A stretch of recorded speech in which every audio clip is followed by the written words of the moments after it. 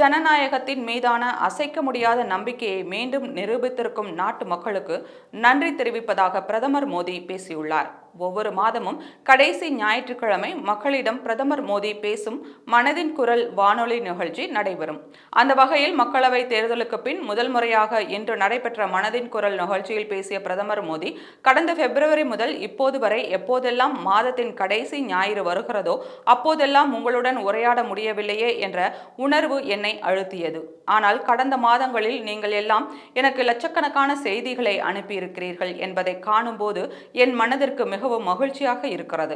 மனதின் குரல் நிகழ்ச்சி சில மாதங்களுக்கு தடைப்பட்டிருக்கலாம். ஆனால் மனதின் குரலில் ஏற்படுத்திய உணர்வினால் தேசத்திலும் சமூகத்திலும் ஒவ்வொரு நாளும் சுயநலமற்ற உணர்வோடு மேற்கொள்ளப்படும் வேலைகள் சமூகத்தில் நல்ல ஆக்கப்பூர்வமான தாக்கத்தை ஏற்படுத்தி இருக்கிறது. நமது அரசமைப்பு மற்றும் தேசத்தின் ஜனநாயக அமைப்புகள் மீது தங்களுடைய அசைக்க முடியாத நம்பிக்கையை மீண்டும் நிரூபித்திருக்கும் நமது நாட்டு மக்களுக்கு நான் என் நன்றிகளை தெரிவித்துக் கொள்கிறேன் என்று நெகிழ்ச்சியுடன் பேசியுள்ளார். பின்னர் சமீபத்தில் நடந்த மக்களவை தேர்தல் குறித்து பேசிய பிரதமர் மோடி, இந்தியாவில் நடைபெற்ற தேர்தலில் 65 கோடி பேர் வாக்களித்தனர். இது உலகில் நடைபெற்ற மிகப்பெரிய தேர்தல். இதுவரை எந்த நாட்டிலும் இத்தனை பேர் வாக்களித்ததில்லை. இந்த தேர்தல் பணியில் ஈடுபட்ட அனைவருக்கும் பாராட்டுக்களை தெரிவிக்கிறேன் என்று தேர்தல் ஆணையத்திற்கு வாழ்த்து கூறினார்.